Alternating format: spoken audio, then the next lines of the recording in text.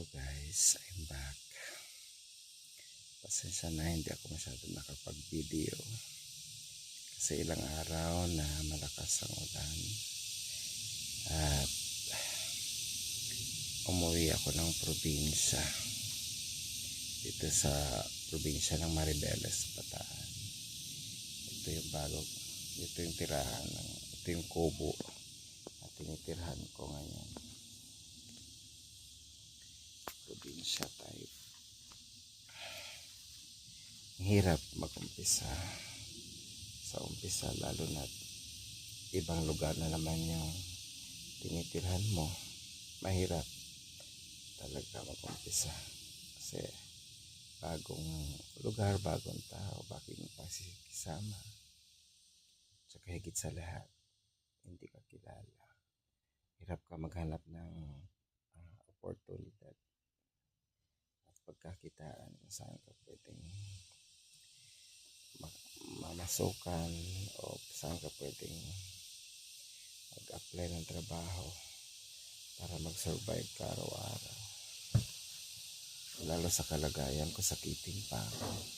Kagagaling ko lang galing sa trangkaso. Kaya kanina lakas ng ulan. Kanina lang ako dumating, first day living here in Maribeles, Bataan. Ayan yung kubo. Ito ay kubo ng pamangkin ko.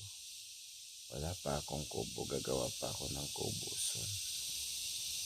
Kaya sana po antabayanan niyo po ako at suportahan niyo po ang vlog ko, Queen Maribeles Vlog.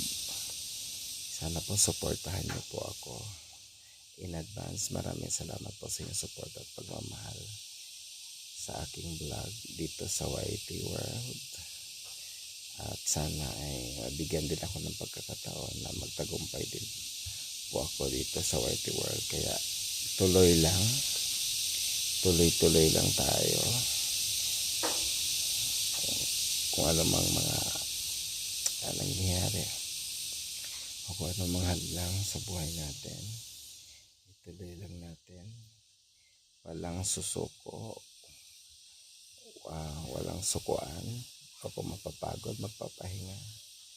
But then again, tuloy lang. Ituloy lang kasi sa huli, aani rin tayo, magtatagumpay rin tayo sa huli. Kaya maraming salamat in advance sa inyong lahat, sa inyong pagmamahal at suporta po.